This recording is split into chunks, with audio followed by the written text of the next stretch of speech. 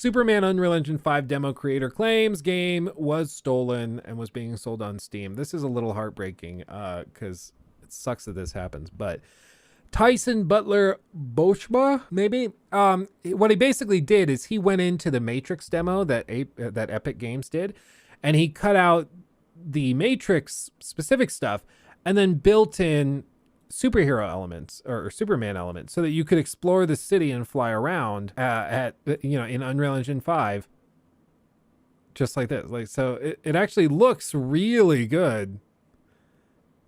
The data streaming is pretty crazy.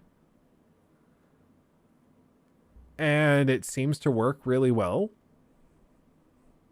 But he built this thing out. It wasn't that complicated. You know, he knocked it out pretty quickly. He just basically built the Superman controls, the cloth physics, and stuff like that. It wasn't that difficult because the city was already built.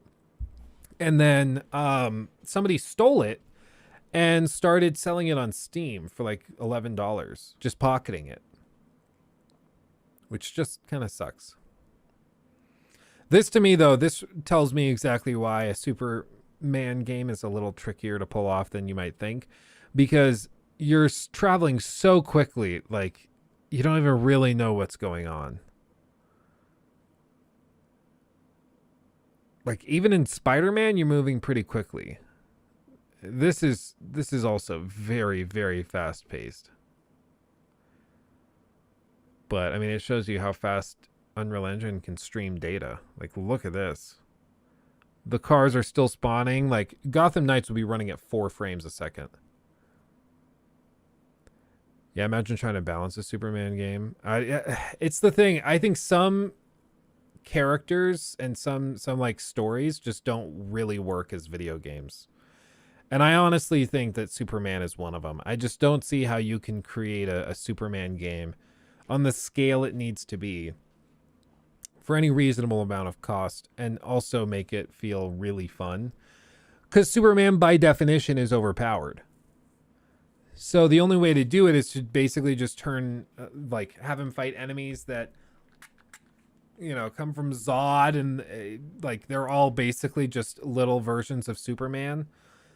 And when Superman is just fighting smaller versions of Superman, it doesn't, like, he doesn't feel like Superman anymore. He just feels like superhero generic number 4, you know?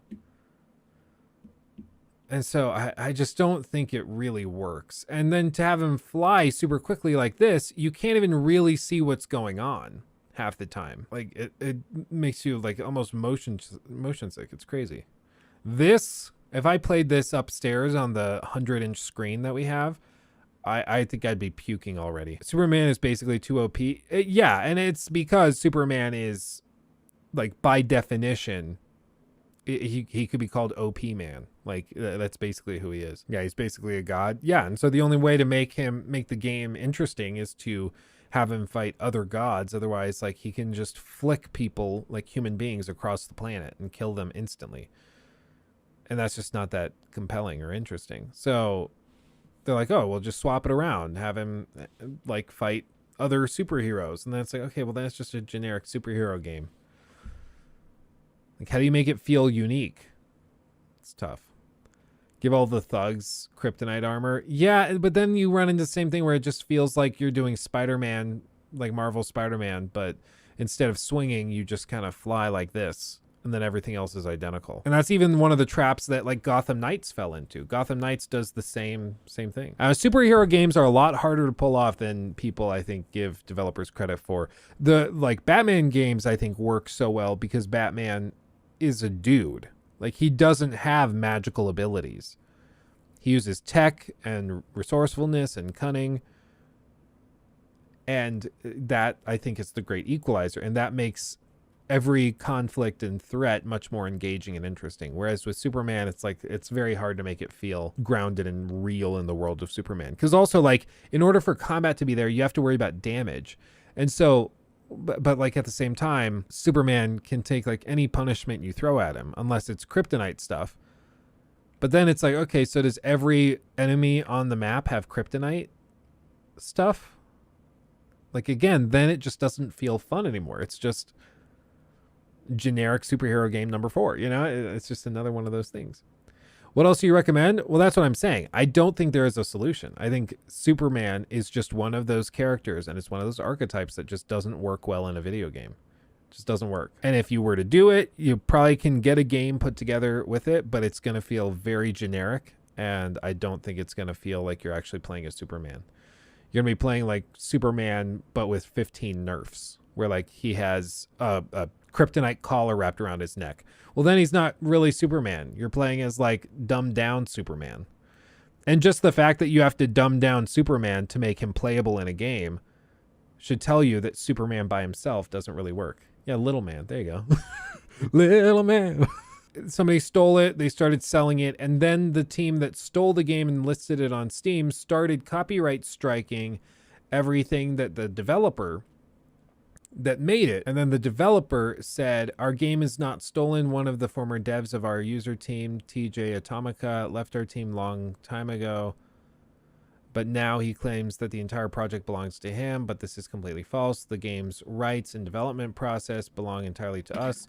The reason why he did this is because sales were increasing quite rapidly. He thinks he can make money from it. He says he has no idea who this company is, and his LinkedIn has never listed any information associating him with them. Let's see. The developer also brought the game on Steam only to find the opening level he says he created from scratch, including a message he wrote about how the demo works.